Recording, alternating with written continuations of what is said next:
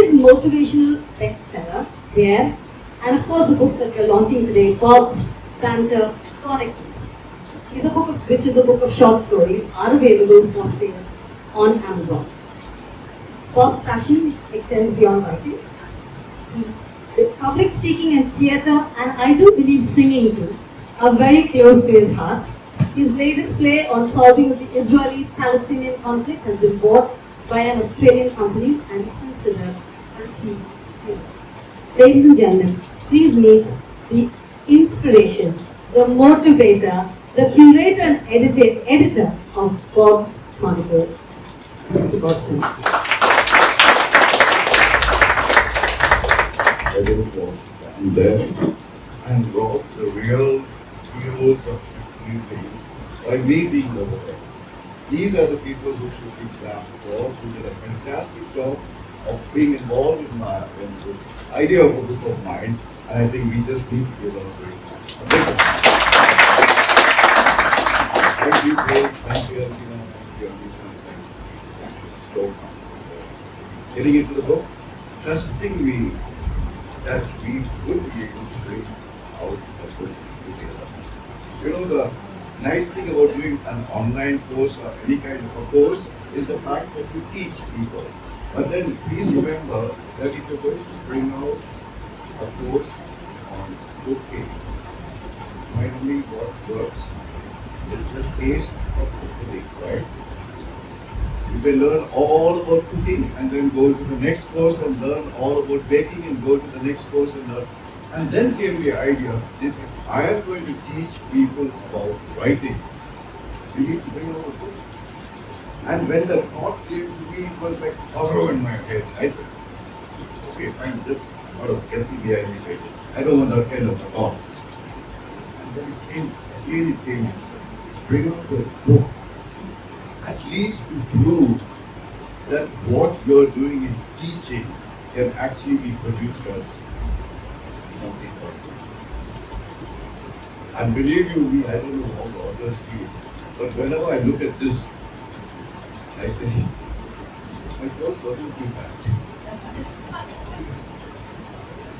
And I want to tell you something just before I give the mic to them.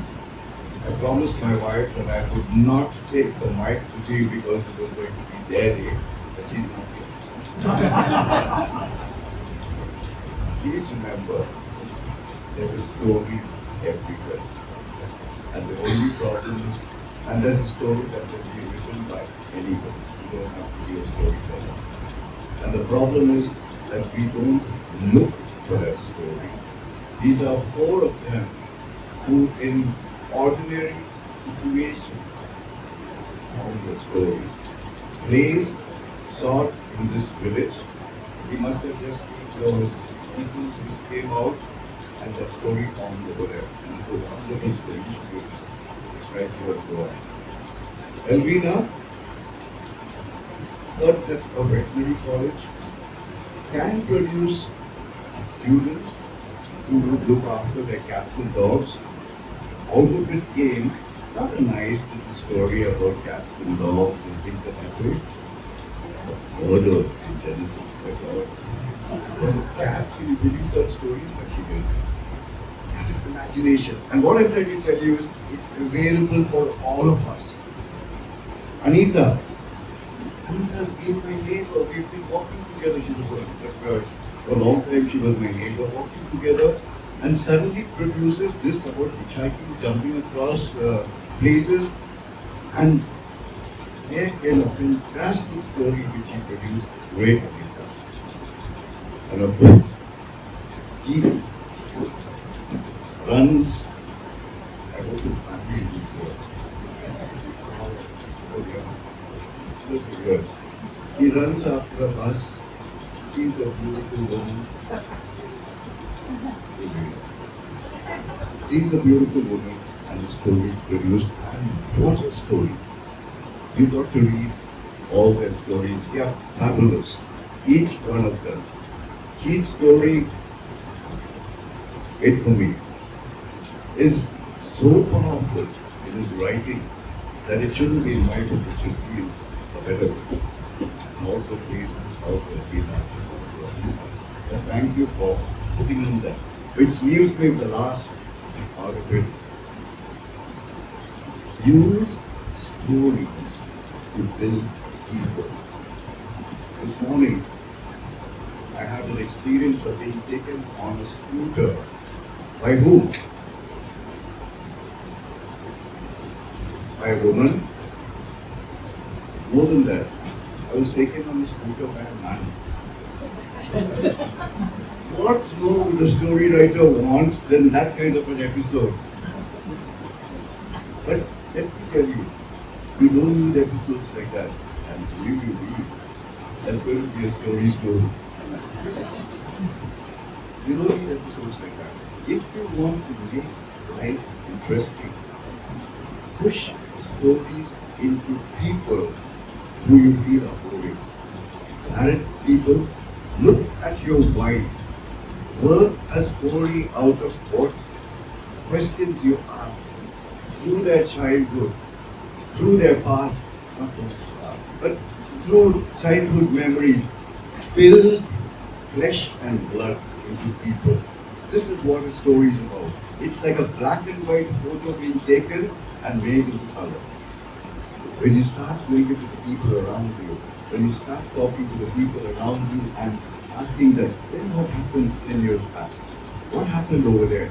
You are pushing a story and making that person interesting. This is something so new, I know, but something I do and I found people to turn out to be so interesting. You see four of them sitting over there? You know that each one of them have been through episodes and incidents that could be spectacular. But you know about it? Find out. Find out. Talk to your spouse. Talk to your people around you and you form a story. Out of everybody from black and white, you produce color. And that's what storytelling is all about. Thank you. Yes, as Bob says, for people that live normal lives like human beings, went out of the way, made their time to sit down every day and write down, put together a story that was inspired by something that would probably be very, very normal, part of their everyday life, something that they overheard or running after a woman in a bus. Well, ladies and gentlemen, these four authors here today definitely inspire us to go above and beyond and to try our hand at things that we would otherwise hesitate. Before I give you an intro into each of these authors and before they read out an excerpt from their book, I'd like to request all four authors to stand up along with Bob, and we're going to release the book. And I'd like all of you to stand up, give them a standing ovation. We're going to do 3, 2, 1. I'd like you to count with me. Okay, Bob, we'd like you to release it first, and then all the authors. We want the teacher to release it first, and the students will follow. 3, 2, 1. Make some noise, everyone. And that is Bob's Chronicles, and you have the most amazing stories there by Keith Alvarez, Elvina Sequeira, Blaise Costabir, and Anita Narona. Give them a huge round of applause, everyone. Take as many photos as you can. Make sure that you upload them on social media and tag each and everyone here in the room. So let me give you a little insight into these fabulously talented authors. Okay, Keith has always been a voracious reader with a dream of publishing his own book. Keith has taken a step in the ring with his first published story, which is Wait For Me. He is a reputable businessman and a proud Iron Man. That deserves a round of applause. He's completely Iron Man. He deals in brown goods, but not brown sugar. He is passionate about connecting and networking with people. His witty one-liners make him a favorite with many women, probably one of those he was chasing in the bus. However, his wife Renita says that she has heard all his lines, and this keeps him constantly on his toes for some new content. His gorgeous wife Renita is his lifeline. He has 2 sons, and he has asked me to reinstate that they are both boys. Nowadays, we need to make sure.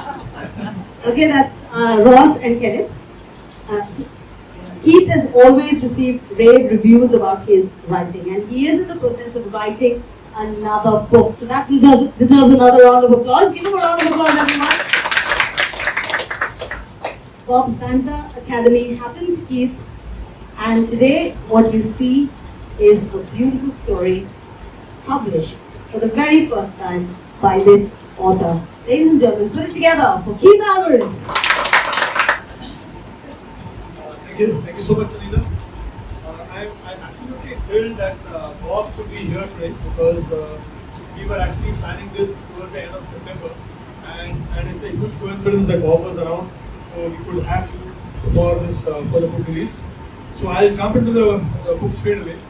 I always had this feeling that I was suffering from indigestion, and I realized that it was a book just waiting to come out. But before I get to the actual book, I had to actually understand the process of writing a book. It's not easy.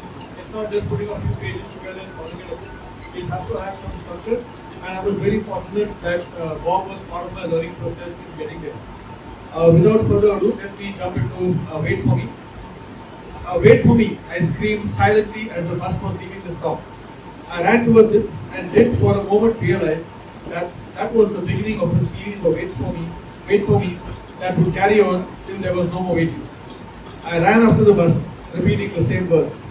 I definitely didn't intend missing it. I know, there's always another one. But why not this one? I pelted down the road, arms pumping, puffing and puffing. Reaching for the door, I swung gracefully through it. But no, it didn't go exactly the way I planned it. I stumbled onto the back of someone standing just inside the door. She looked around, and if looks could kill, I'd have been a pile of ashes smoldering on the doorstep. I was just about to apologize when the bus gave another lurch, and I was again thrown against her, with her screaming at me as though I was a molester. People haven't crashed for less. She shuffled forward to put some distance between us. Strangely, my heart was still racing, and it definitely wasn't from the exertion of the physical effort to board the bus. That executioner's dead stare had unsettled me. It wasn't fear. It just made my heart skip a beat. Was I going to burst into song and sway in the aisle? The bus conductor snapped his fingers at me and demanded the bus fare. I handed over my crumpled currency note. The bus braked suddenly and a two-wheeler rider crashed into the back of the bus and tumbled off.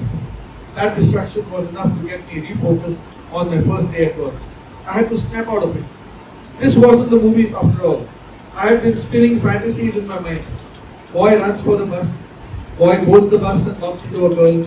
The girl tumbles into the boy's arms. They lose themselves in each other's eyes. They have kids and live happily ever after. While I was lost in thought, imagining how our kids would look, she stepped around me and alighted at her destination. I craned my neck to make a note of the bus stop. Wait for me, sweetheart. Presumptuous? Of course. Did I care? Yes. Enough to fight for her. Thank you so much. Well, our next author is none other than Elvina Sequeira. Elvina was born in Goa, very much a Goan, worked with the Goa Port Trust, and is a postgrad in HR. When her love for stories started with her aunt reading bedtime stories to her as a kid, and today she reads stories to her grandchildren. Her grandson, who's somewhere there behind. Oh, he's right here at front. Ah, there he is. Today she reads stories to her grandson and entertains him. Her writing skills she picked up from Bob Clements at the Bob Banter Academy. But she is an extremely talented woman. She is an artist. She does crochet, she does lace, and she sells it all over India.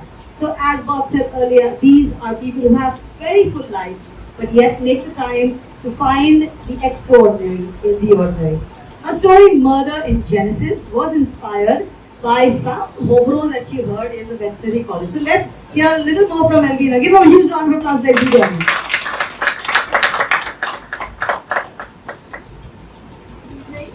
And yes, most of my family call me automatic because I love to listen to all sorts of gossip and hobo. And then I like to put two and two together, and that's how it was.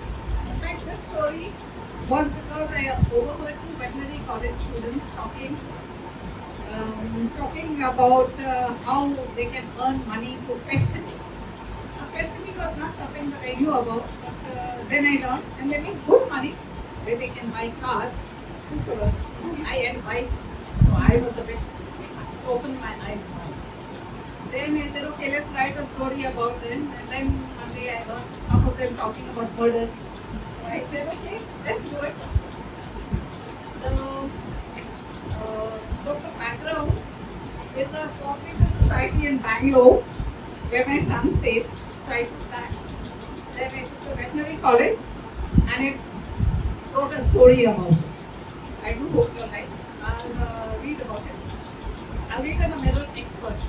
Mumbai is an alpha world city and quite often referred to as the city of dreams. The young, the old, the rich, the poor, the simple and the socialite are all drawn to cities like bees attracted to flowers. Mumbai gives everyone a chance to fulfill their dreams. Sakshina wanted to get rich and famous. Rich through her earnings and famous through her skills.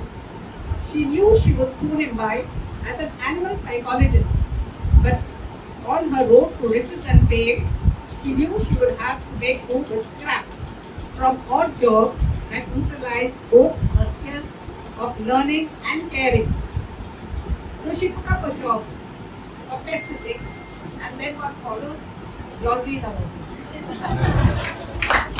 Exciting stories, so from romance to murder, and from murder to a very simple cycling expedition. And of course, he was doing bobsledding at that time, and he had to figure out what to write for the assignment that God gave. But that led to another beautiful story about a beautiful village in Goa called Kurdi that is visible only 2 months in the year.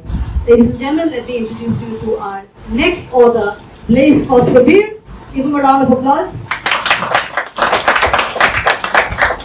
Born and brought up in Mumbai, Blaise graduated from the Mumbai University in Statistics and pursued a Master's in Business Administration at IMDR in Pune.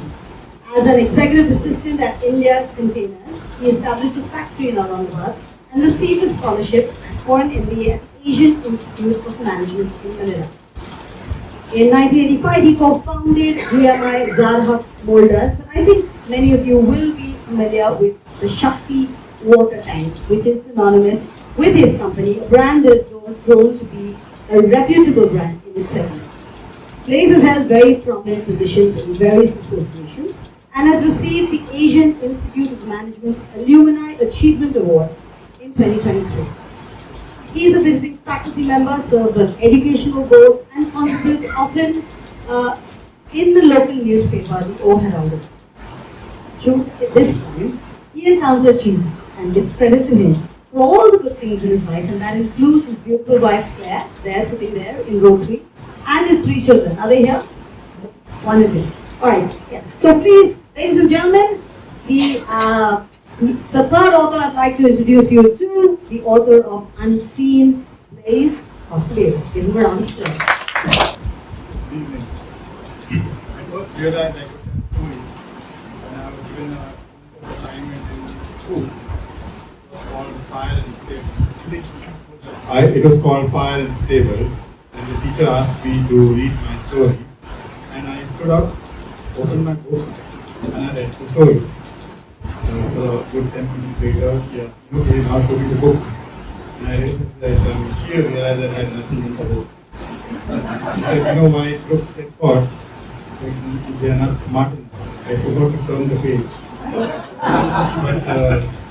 could write out that story without having a story. The one I wrote, I need to read.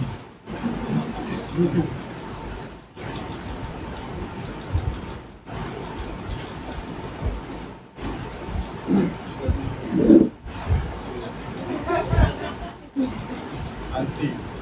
The receding waters of the Silauli Dam stared relentlessly back at the two friends sitting on its bank. Even as it slowly revealed to their eager gaze the spires of a church and the remains of a temple. Everything had for months lay concealed underneath. It was not just the tiresome sun beating on Viganda's face that made him frown. As an activist, he had stood the brunt of worse than just intimidating heat. virulent vultures, water cannons, and even the unforgiving sticks of policemen. But today, it was the irritating contentment on the face of Ignacio, his friend, when he should have been bursting with rage, anger, ranting and raving, that made him feel uneasy. Braganza had led many an agitation for the rights of the victimized all over the country. He had succeeded in making governments bend over twice to see that the fair settlements were given to the poor, the weak and displaced. But now, seeing Inacio's face, who deserved this and more, he was more than confused. Our last author, definitely not the least. Well, ladies and gentlemen, COVID meant different things to different people. For people that lived and worked in the corporate world, COVID meant loss of jobs, time to introspect, and time to reinvent yourself. Well, that is something that Anita did beautifully. Born and brought up in Delhi, Anita did her BA in economics from Miranda House at Delhi University.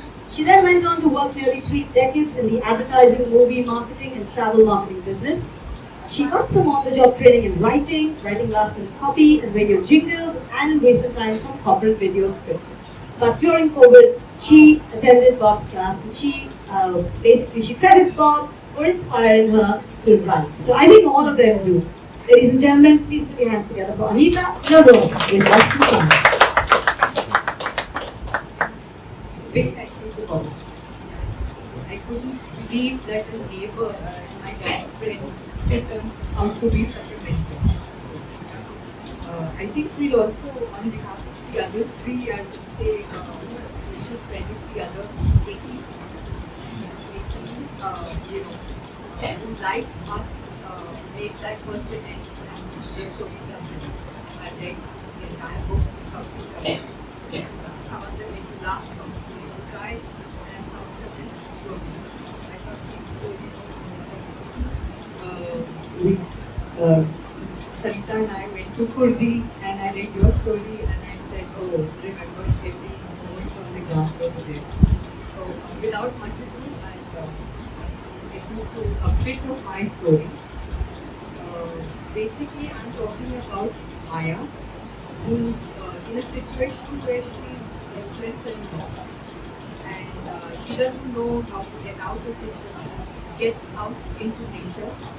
And then she finds something, so as the other three said, she to find what she found. But let me just take you through a moment that she has in nature on her trek.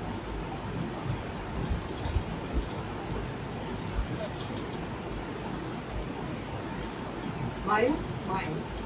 I was going to say something when she heard the sound. And getting up, walked to see what it was. Both Atul and Vicky gave a yell seeing the bear. But even as Vicky stood transfixed, Atul ran in front of her and jumped straight into the path of the bear. He ducked to avoid the swipe of the bear's paw. Unfortunately, he got scratched across his chest. He lay on the ground, writhing in pain. Vicky quickly gathered his wits and started yelling and giving Maya instructions. Don't look it in the eye. Bend and run, he shouted. The bear turned and looked towards Maya. By some luck, Vicky found a torch in his pocket that he used to shine in the bear's eyes from his place behind the rock. Maya had turned to stone with fright. Maya, listen to Vicky and you'll be safe. Atul's painful voice penetrated her consciousness and she activated her. She bent down and ran, jumping, waving her arms, shouting incoherently, and then she retreated slowly backwards. Atul, grimacing in pain, had walked unsteadily closer to her. He tried waving his hands above his head. The bear stopped and stared at him for a moment. Then the unexpected happened. As Maya ran backwards and Atul waved his arms, the bear turned and ran back into the forest. The three of them looked at each other with wonder and finally burst out laughing. It was like a release. the tree had fallen inside of them. They collapsed on the ground, laughing heartily, tears streaming down their faces. It was a letting go and a purging of all the moments of tension. Is anybody would like to ask some questions? Raina, would you like to ask which girl he was chasing at the bus? No? Anybody else? Some questions? Kristen? Anyone of the family members, friends? Yes. I may not be able to take the mic there, but No, it's okay. I'll if you could, yeah. Also, my question actually is to each of the authors and involved is when you first start writing, you've obviously done it with consecutive words, but you're trying to capture in words or create an image through words. So, how do you find that process considering that you actually need the space to think and convert your idea to words? And how is it you actually go about it and quickly just share that? Would like it from the experts or the older experts or the newer experts? All of them. All of them. Okay. Let's take that.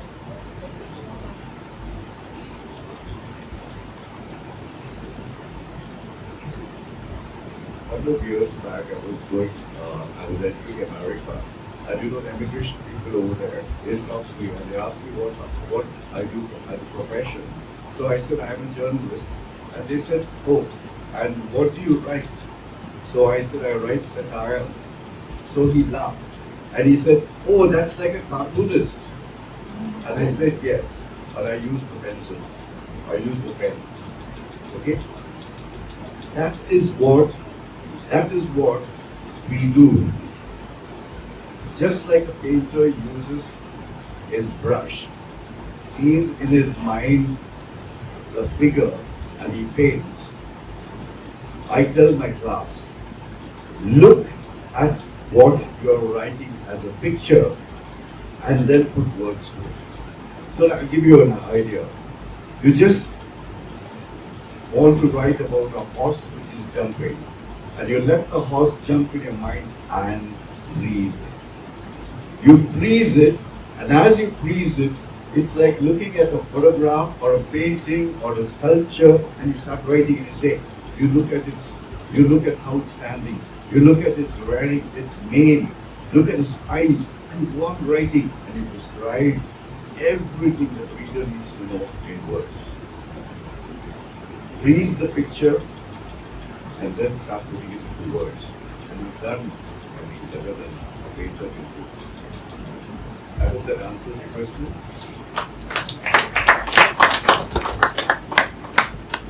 Anyone else? Right? One experience I've had from Bob's class is that, in fact, the example he gave just now about the horse kind of levitating in midair wasn't a question which he was prepped for. We didn't tell him that somebody is going to ask him a question. But this is a result of his classes where we've been thrown into situations and you have to visualize and actually describe the image in words.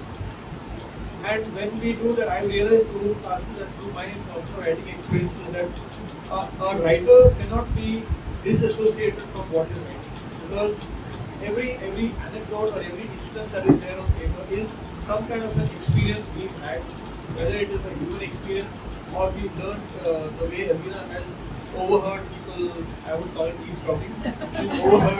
She's overheard and that's translated, has translated those stories. So what comes onto the paper or what comes onto the page is some experiences we've had. There may be subliminal experiences which we may not have experienced firsthand, but we've experienced through other people's experiences. And for me, like I said, I've always admired writers who can actually describe an image or a situation. For me, Wilbur Smith is one author who I absolutely love, and when he describes the African landscape, you can actually just close your eyes and imagine the color and the hues of the setting sun and the dark shadows of the hills in the distance and probably the sound of the wildlife in the jungle, the roar of the lion or maybe the trumpeting of the elephant. So that's what brings the whole story alive. I've been privileged to experience that through Bob's influence. And we are not here in Iceland by back to scratch your back. But what I love reading is Blaze's articles in the paper. Because when I read Blaze, and you know he's a columnist, all of you all know that he writes for Joran and for the Overman. Yeah. And I used to love his articles for the simple reason that I could picture actually the roads of Goa, the potholes over there, and some of them are industrial topics which he takes, but I could picture it. So it's not just about stories. When you write, paint pictures with your pen. When you write, paint pictures with your pen. All of us, each one of them. Thank you. It's like how Bobby says, you look at a painting. In my case, what happened is, I happened to go to another place in Spain. It was a very good gated community. So I described the whole thing, and then you got it in first round. Then when I was traveling, I heard to veterinary students in Spain. And the Spain is a very good place for you to get hydras and everything else in your land. So then I took it. Then the interesting day these days is the newspaper says always murder. So then you mix and match. Add your own, and it comes. It does come. I wish I could say there's a formula to this, but for me it's not like that. Let's say the last story I wrote, the last column I wrote in the book. Someone called me up and said, there's no point in writing because you see what's happening. And to me it was like, this guy is lost. I mean, you have no hope, there's nothing left.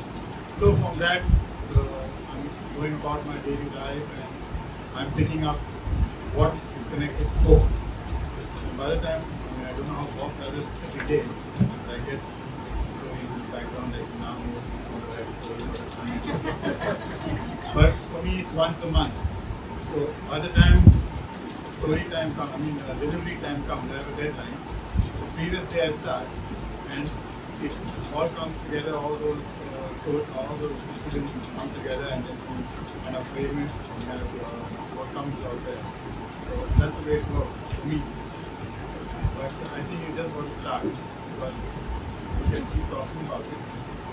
But unless you start, it's not going to write a good story. It might be a good story and not be a good story. How they came about writing stories. I want to ask you about how did you come about, creating your training that you did, or how did you, not the academy, but the course that you did with them. How did you, train it, design it, or what process did you? Yeah. I think it's a wonderful opportunity also to talk to the person who was behind pushing me into doing something like this way. And he's not a provincial, St. Paul's. That's Father Jogi. He was part of the team that went into marketing my book there. Okay, which is a motivational book. And when the book started doing well, he said, Bob, there's a course there which you can do out of this book. And a terrible thing happened to me. The bank which I banked in collapsed. That's the Punjab Maharashtra bank. And everything that I had got wiped out. And suddenly I said, what do I do? I mean, I didn't even have money to put into get a deposit in the next bank, in another bank. So Patak had a zero deposit scheme. And so I decided, okay, I'll do that. And there comes Father Jogi and he tells me that, why don't you do a course like this way? And all I did was I said, oh yeah, fine. I did do my MA in literature many years back. Let me teach writing. And how do I teach writing? Not from books, but from the way that I do my writing in newspapers. And then I worked backwards from my newspaper back into finally how an ordinary person, which is each one of us, with no talent or thinkable talent in writing, which is all of us, meaning that anybody can write a story. And I decided that I'd be able to do a course and teach a course in which I can tell anybody, you think you don't have an imagination? Here it is. Okay. Anybody here who thinks they have an imagination? Put up your hands. You have an imagination. Okay. Now don't put up your hands. All the others don't have an imagination. Right? Okay. Imagine something happening behind me. I can't see it. Just imagine something terrible happening behind me and warn me. One of you, now I want to make this speak. What's happening behind me? And all class here knows. What's happening behind me? Speak. Tell me what's happening. The shelf is falling. What's happening? The bookshelf is falling. The bookshelf is falling. Somebody else. The wife is listening.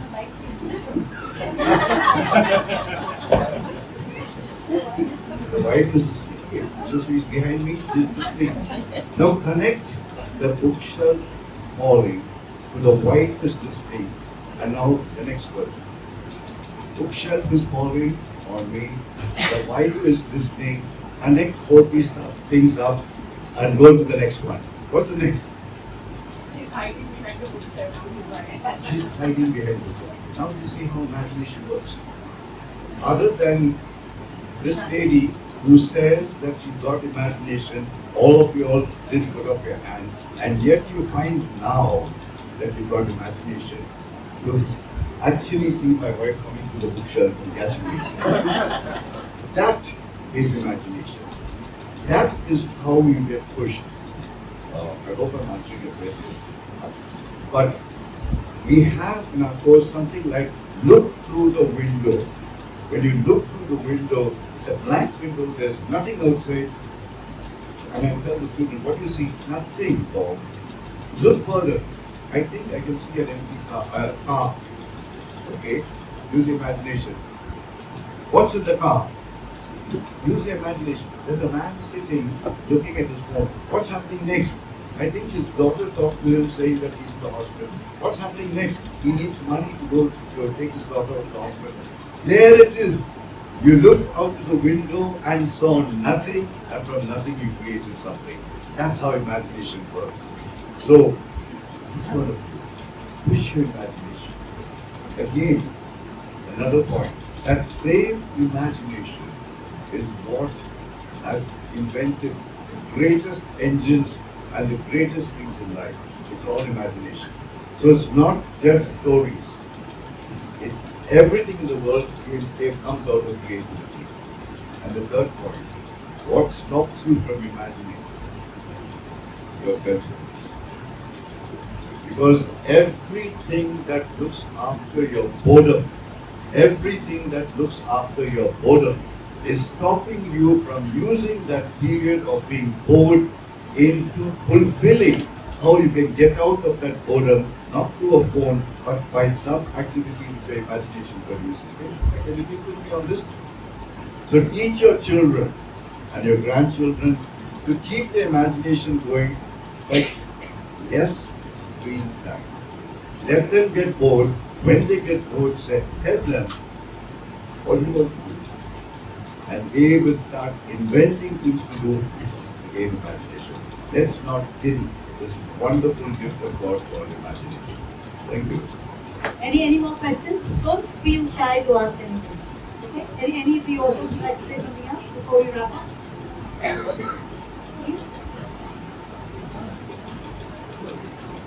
I'd like to thank all of you for coming in here, for Sunita for doing such an amazing job, for Fahim and Khalil for the amazing ambience. When we talk about books, Kindle doesn't give you the same satisfaction as opening a book, and especially if it's a new book which has been on the shelf for a long time. It's got a different feel and a different aroma to it, even the texture of the pages is different. So being in a bookstore is always very warm, and it's a very warm, fuzzy feeling. So I think this is an amazing setting to have a book launch. So thank you for each and every one of you, especially considering the weather today. Thank you so much for making the time. And to all our families and friends and well wishers, keep the support coming. Thank you so much.